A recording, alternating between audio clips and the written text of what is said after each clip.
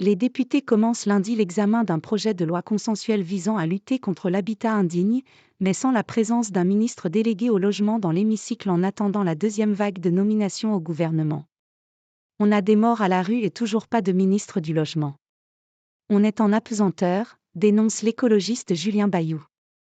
Technique et sans vision globale, le texte au programme de l'Assemblée de lundi après-midi à jeudi est malgré tout bienvenu, juge l'élu parisien, afin de lutter contre des marchands de sommeil qui s'opposent aux travaux et font régner la terreur dans des copropriétés.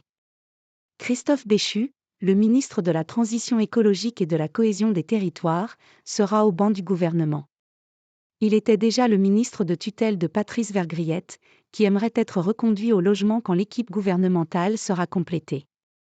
Les deux intéressés et leurs équipes échangent d'ailleurs encore sur ce projet de loi contre l'habitat dégradé et les 340 amendements déposés, a appris l'AFP. Ce texte doit simplifier les procédures judiciaires et administratives pour accélérer le travail sur les copropriétés dégradées, expliquait Patrice Vergriete en décembre. Plus on tarde à intervenir sur une copropriété en difficulté, pire c'est à la sortie, soulignait-il.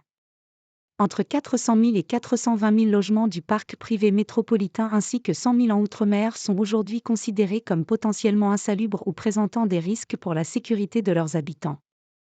Le projet de loi est inspiré d'un rapport remis fin octobre par les maires de Saint-Denis-Mathieu-Hanotin, PS, et de Mulhouse-Michel Lutz, LR.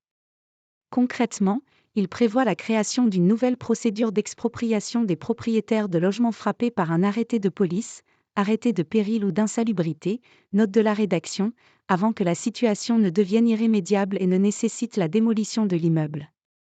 Bombe sociale. Pour mieux outiller les communes contre l'arrivée de marchands de sommeil, il entend simplifier le recours aux droits de préemption par les collectivités.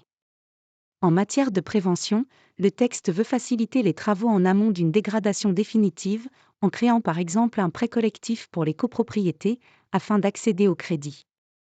Il rend en outre plus effectif le devoir d'alerte des syndics professionnels et introduit une obligation d'information des copropriétaires ou occupants d'un immeuble ou un logement est concerné par des procédures de lutte contre l'habitat indigne.